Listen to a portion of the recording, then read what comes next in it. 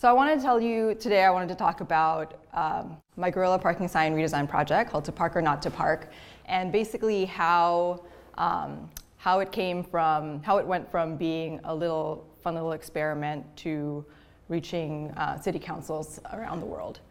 And how I'll do this is I was thinking, first I'll cover the whole story, and then the second part will be Q&A. And before we get into Q&A, I'm just going to go through, maybe take you guys a little bit behind the scenes on issues that are still kind of unresolved and questions that I still have and are kind of pushing me forward. So part one, story. So before I came to New York, I was living in LA. I lived there for about 5 years. And one of the most frustrating things about being there, because we drive a lot, and aside from the traffic is the street parking.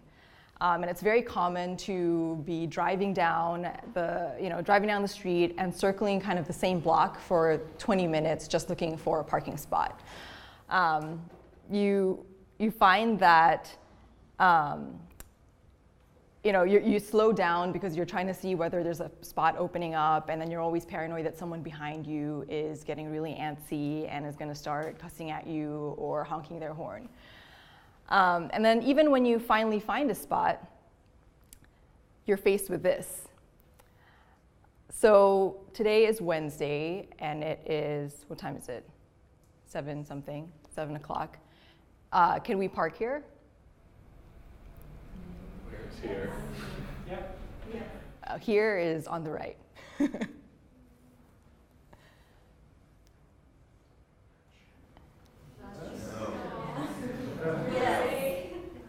No. You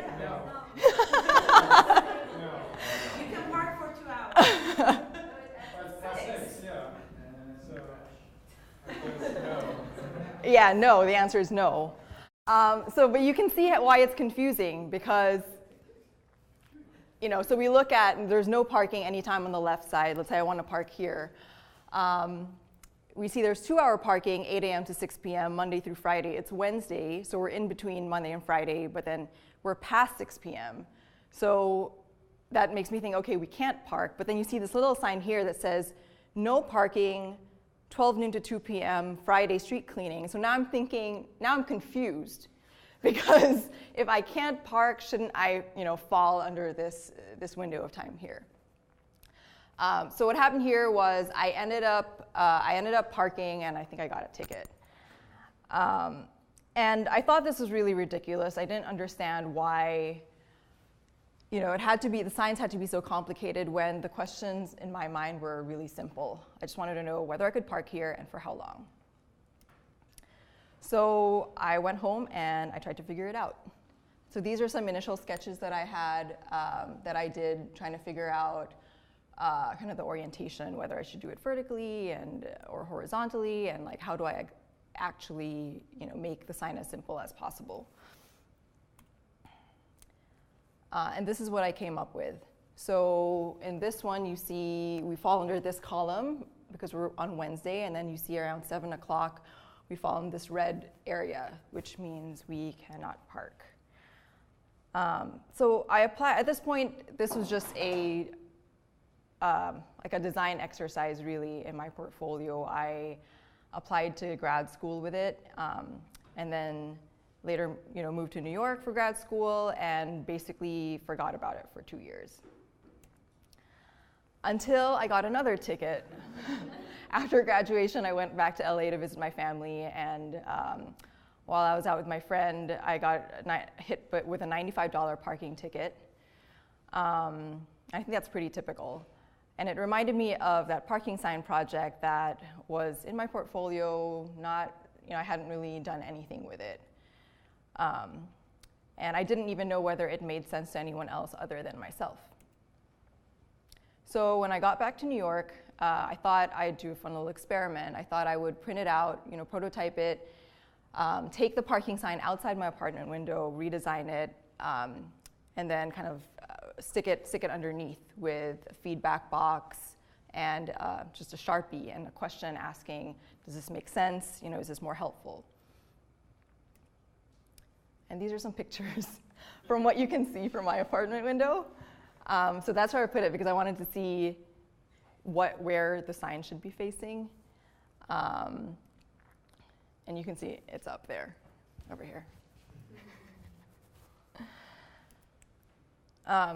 So 3 days later, this is what I found. And so it was written on it.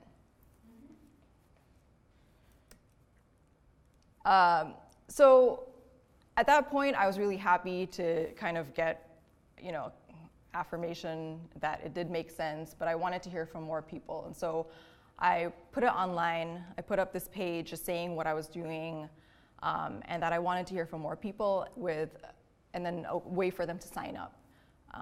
And so I think I just put on Twitter and on Facebook.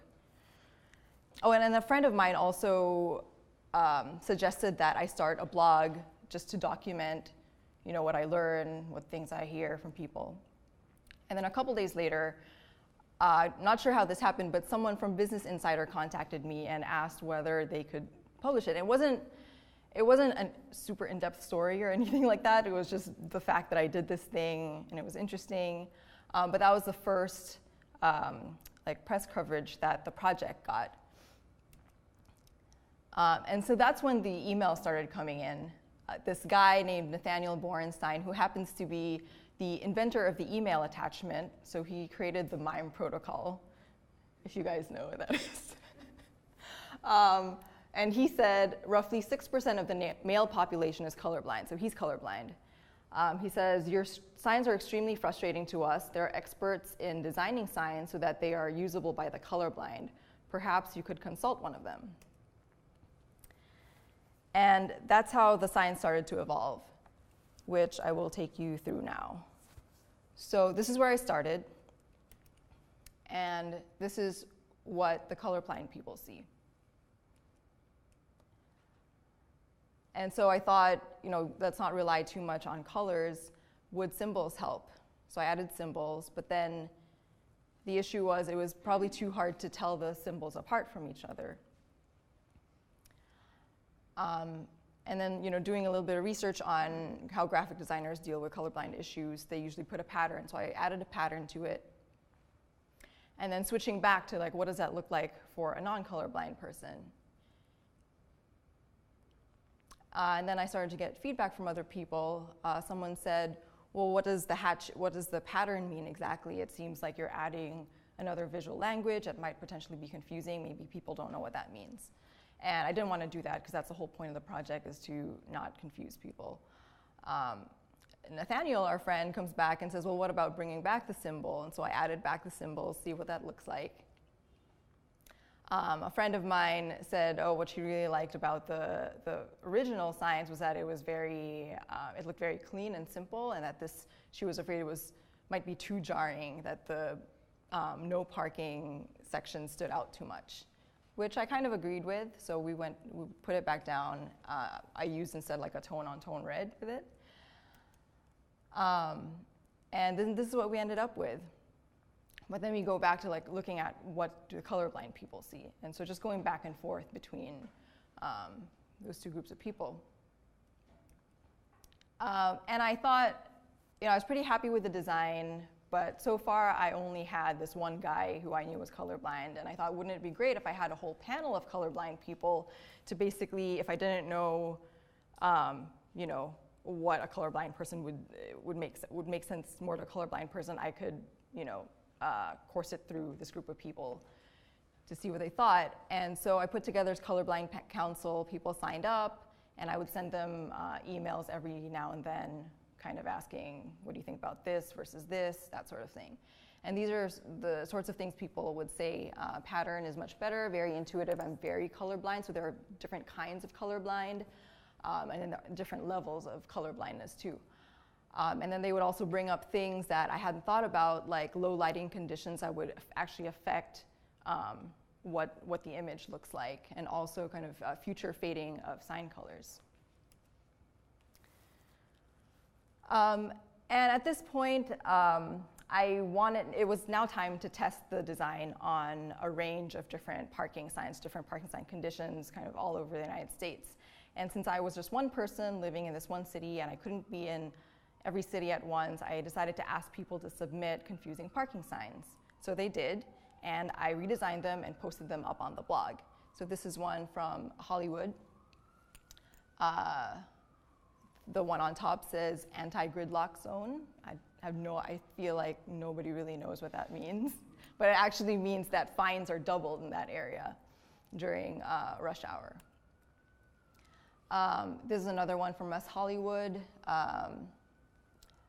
another anti-gridlock zone. It's another issue that I don't understand. This says except Saturday and Sunday, and then this says Monday through Friday, which is basically the same thing.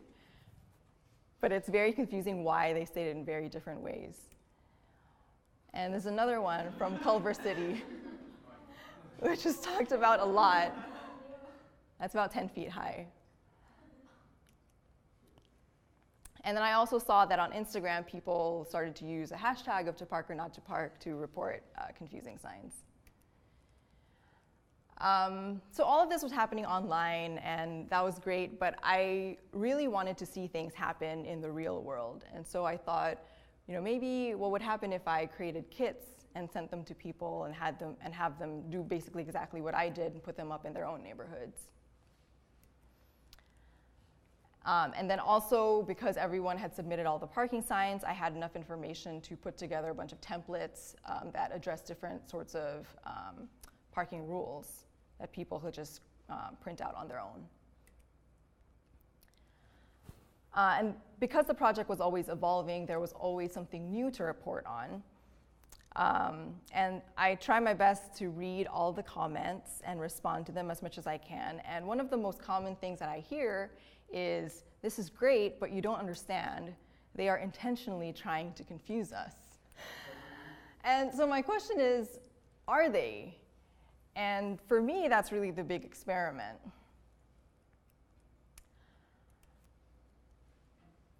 In August of 2014, last year, traffic engineers in Vancouver reached out and said they were interested in testing the signs.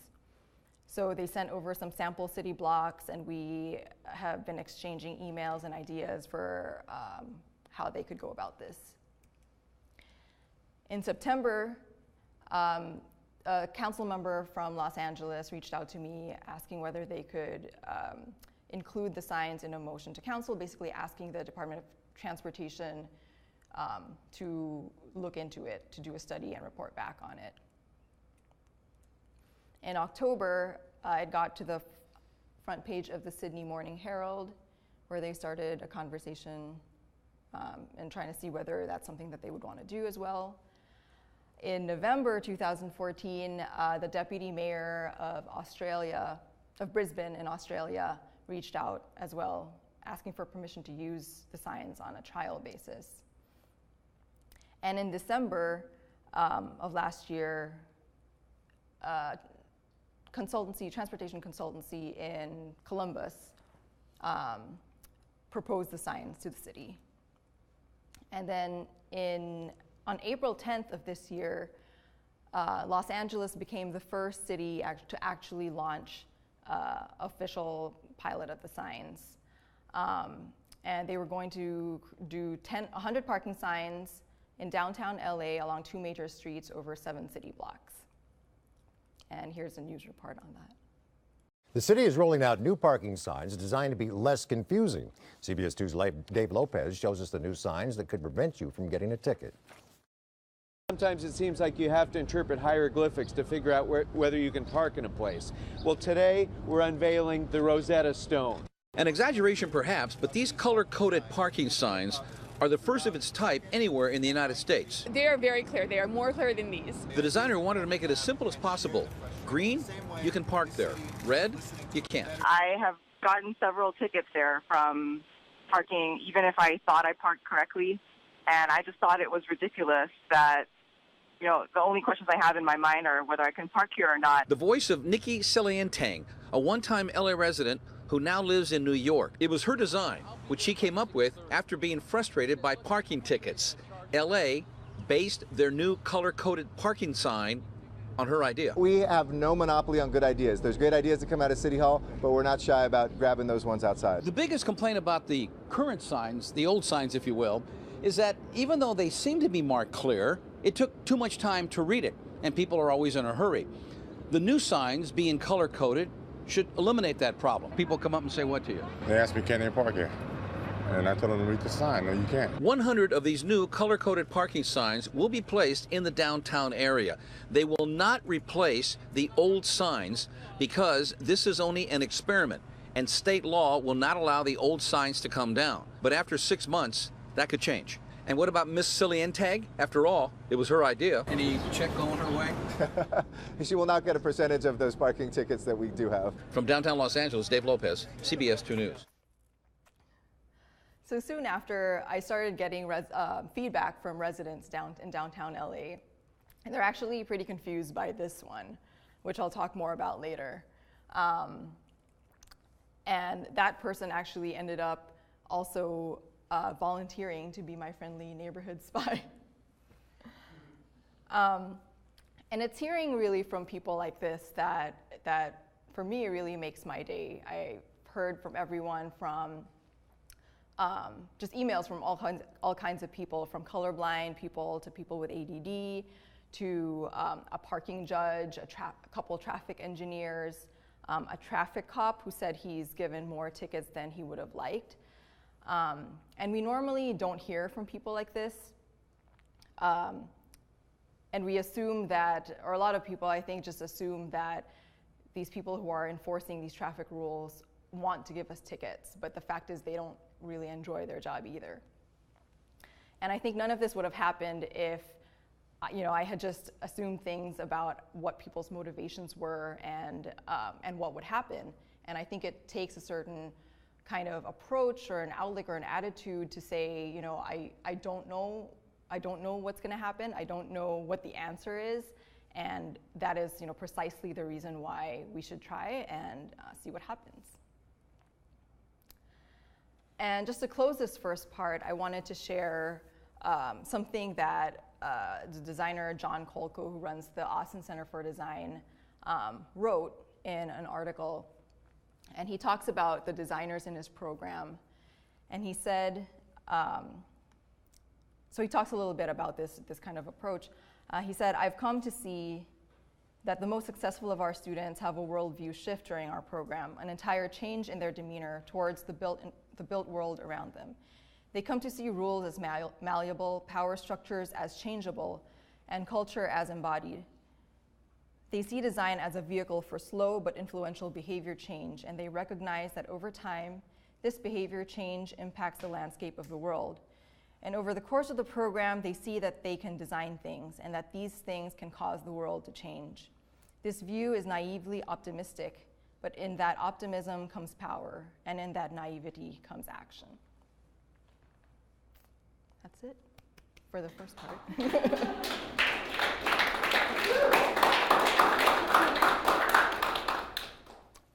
So before we dig into Q&A, I wanted to just take you guys through a couple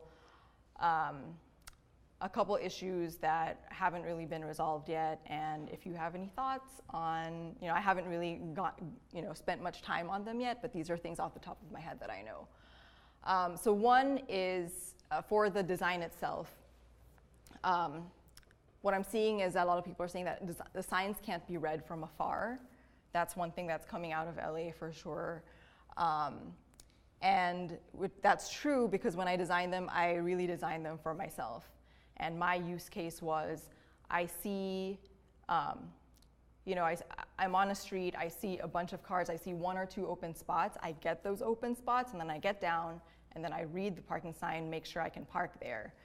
But I can see what other people are saying, and I think what some people may do is look at the parking sign, see that they see like numbers of 2 or 3, 2 hours, 3 hours, and they see a parking spot, and that's when they try to get in there, and then they get down and they try to actually understand whether they can park there or confirm whether they can park there.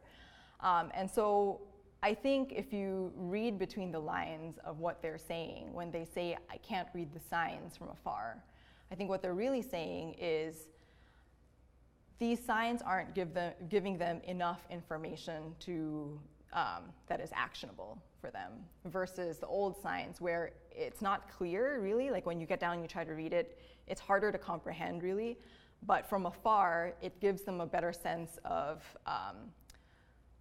that maybe they could try to park.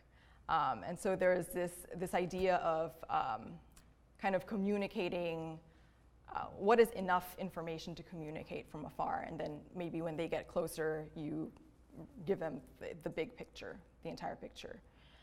And so I don't know, just off the top of my head, I was thinking of maybe there's a way to somehow communicate, what is morning and what is evening in the signs. Of course, I don't want to make the signs super complicated, but that's one of the ideas I was thinking. What is something that, what is enough information to communicate from far away? The second issue is that double directional signs are confusing. So this is from the picture I showed you earlier from LA. This is what's in my template on the right side. And in there, it's not so bad, but even the prototypes that I put out there, people were a little bit confused by the double directional, but it's kind of exacerbated by how LA did it, and that they put the arrows in the black space, and so it's not clear that this arrow corresponds to this side and this arrow corresponds to this side. But I can see how that's also really overwhelming once it gets into more than, say, 2 columns. So the option is to maybe split the parking signs into separate ones, one for the left and one for the right. But what I'm afraid of once you get into that territory is that it's a slippery slope towards really bad stacked signs like this. So that's it for the actual design of the parking signs. And then you actually kind of zoom out a little bit more and look at the project and what are my questions, in terms of the project. And a lot of people, the project has been talked a lot about in terms of being an answer to things, but really for me it's a big question. And the big question is, can parking signs be this simple, and if not, why? And what I'm actually finding is it's getting more into, if it can be this simple, what needs to happen for, what needs to be true for that to actually, be adopted and be in the real world.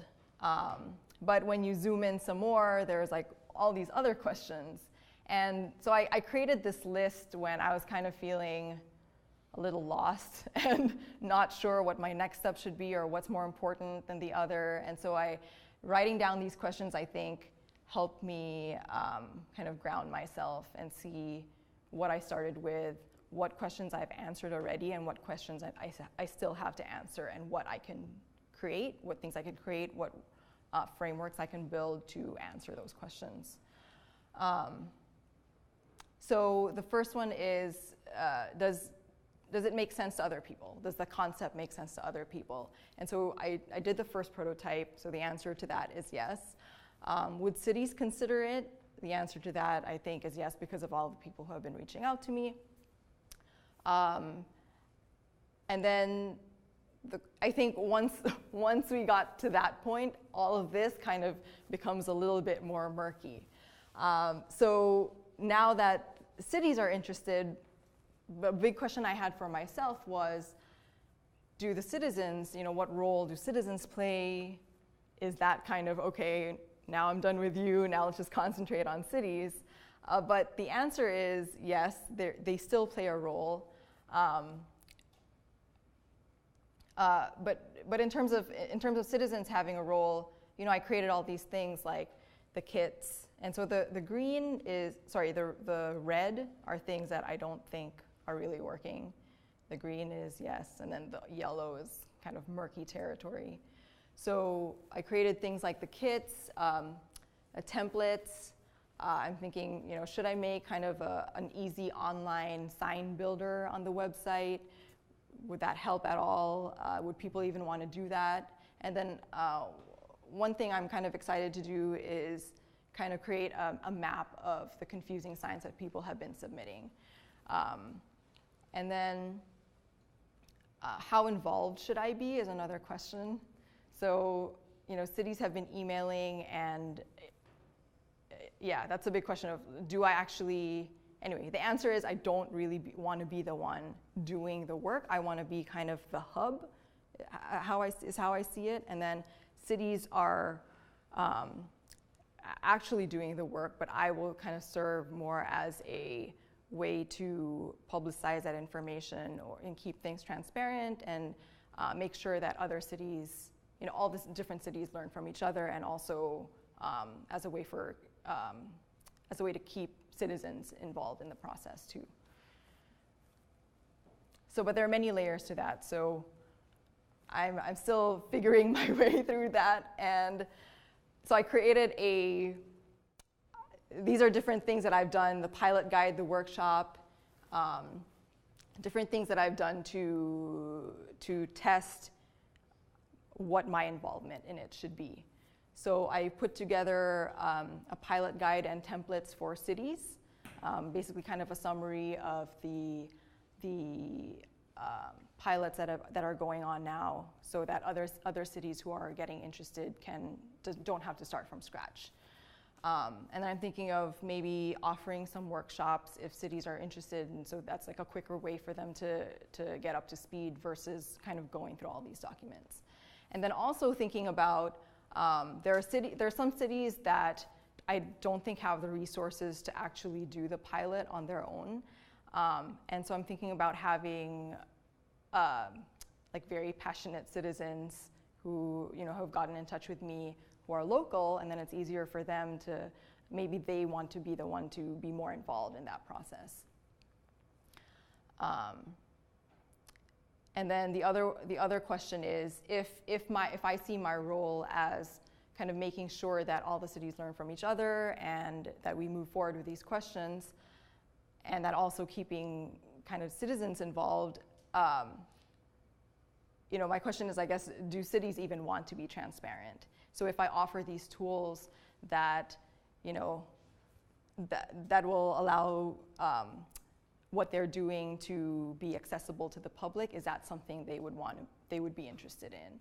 So I still have to make that, and that's something that I'm going to be, looking to see what their response is to that. So two ideas for that is, I was thinking that if they put up these signs, maybe there's something I could set up where there's a number that I provide that cities can plug into the signs that they put up, where people can call and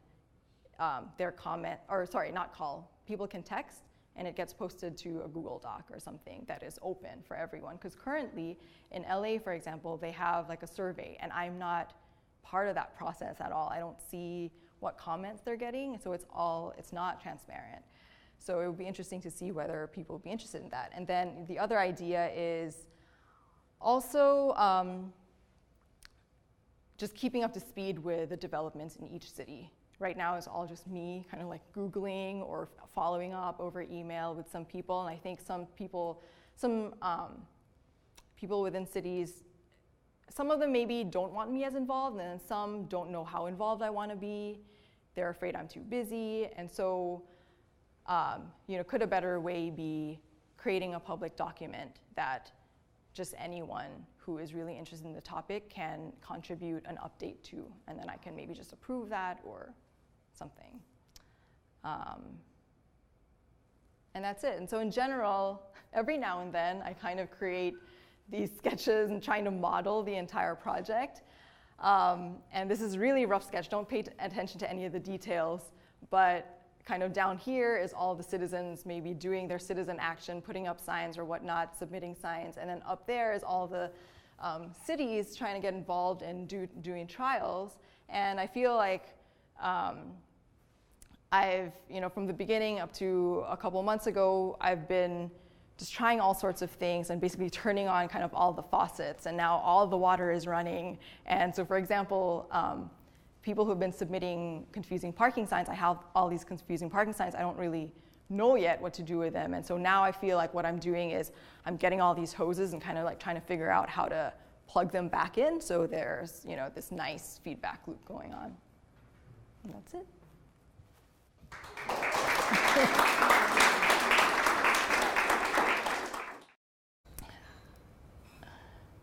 So part one, story. So before I came to New York, I was living in LA. I lived there for about 5 years. And one of the most frustrating things about being there, because we drive a lot, and aside from the traffic, is the street parking. And it's very common to be driving down the street and circling kind of the same block for 20 minutes just looking for a parking spot. You find that you slow down because you're trying to see whether there's a spot opening up, and then you're always paranoid that someone behind you is getting really antsy. And but you can see why it's confusing, because so we look at, there's no parking anytime on the left side. Let's say I want to park here. We see there's 2-hour parking, 8 a.m. to 6 p.m., Monday through Friday. It's Wednesday, so we're in between Monday and Friday, but then we're past 6 p.m. So that makes me think, okay, we can't park. But then you see this little sign here that says, no parking, 12 noon to 2 p.m., Friday street cleaning. So now I'm confused. Because if I can't park, shouldn't I, fall under this window of time here? So what happened here was I ended up parking, and I think I got a ticket. And I thought this was really ridiculous.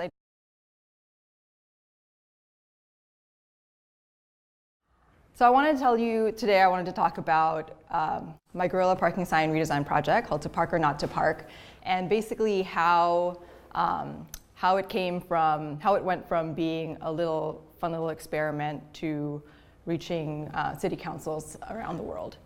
And how I'll do this is, I was thinking, first I'll cover the whole story, and then the second part will be Q&A. And before we get into Q&A, I'm just going to go through, maybe take you guys a little bit behind the scenes on issues that are still kind of unresolved and questions that I still have and are kind of pushing me forward. I didn't understand why, the signs had to be so complicated when the questions in my mind were really simple. I just wanted to know whether I could park here and for how long. So I went home and I tried to figure it out. So these are some initial sketches that I had, that I did trying to figure out kind of the orientation, whether I should do it vertically or horizontally, and like how do I actually make the sign as simple as possible. And this is what I came up with. So in this one, you see we fall under this column because we're on Wednesday, and then you see around 7 o'clock, we fall in this red area, which means we cannot park. So it's going to start cussing at you or honking their horn. And then even when you finally find a spot, you're faced with this.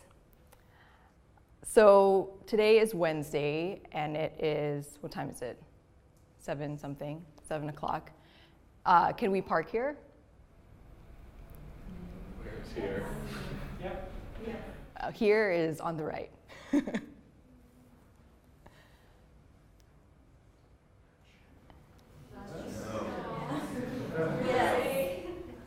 No. You can park for 2 hours. Past 6, yeah. So I guess no.